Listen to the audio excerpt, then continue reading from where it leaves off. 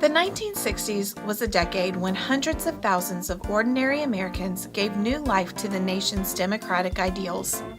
It was a decade of change, of civil rights, and of equal rights.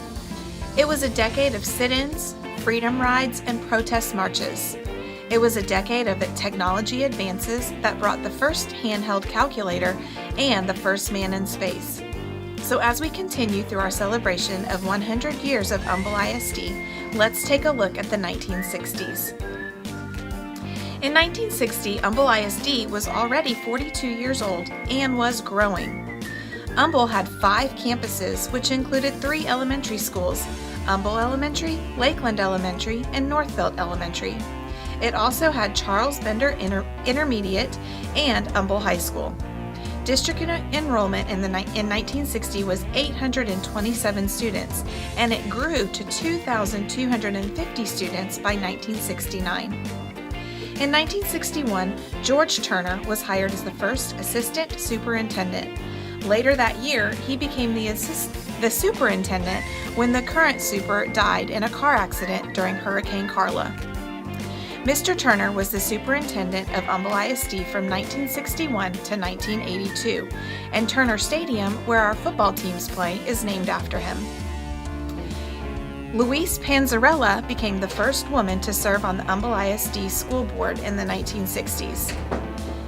In the 1960s, an average teacher salary was $5,752 per year.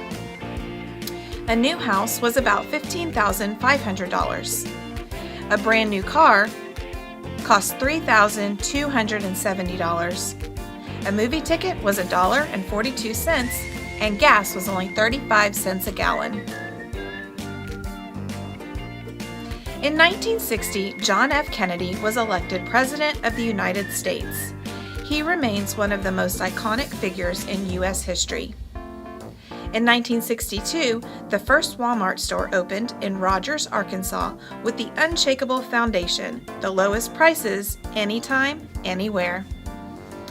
In 1963, while in Dallas, Texas, President John F. Kennedy was assassinated by Lee Harvey Oswald.